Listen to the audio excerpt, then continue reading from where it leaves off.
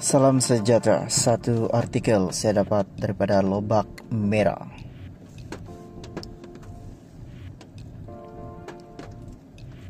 Selepas Bella Astila dan Said sering tayang kemesraan di media sosial, ini pula bakal berlaku.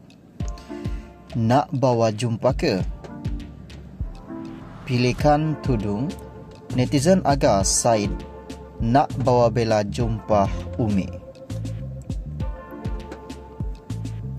Nampak gayanya pasangan kegilaan masa kini, Bella Astila dan Said sekali lagi mendapat perhatian netizen.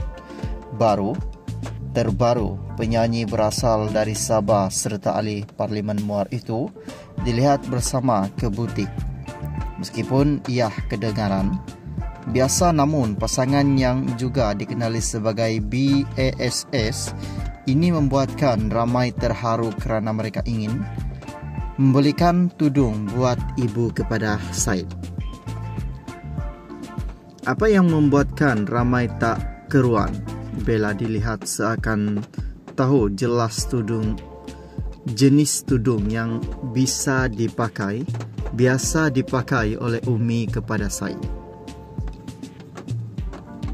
Mulanya kelihatan Said seperti tidak begitu arif dalam memilih tudung buat uminya. Namun tanpa berfikir panjang, Bella dengan tenang menjawab jenis tudung yang biasa dipakai oleh Umi Said kepada pemilik jenama Ariani Datin Sri Farah Harayani. Menjengah ke ruangan komen, ramai yang cair dengan reaksi serta lengkukan badan kedua-dua mereka. Malah ada juga yang membuat andaian kemungkinan Said akan akhirnya membawa Bella untuk bertemu dengan Umi.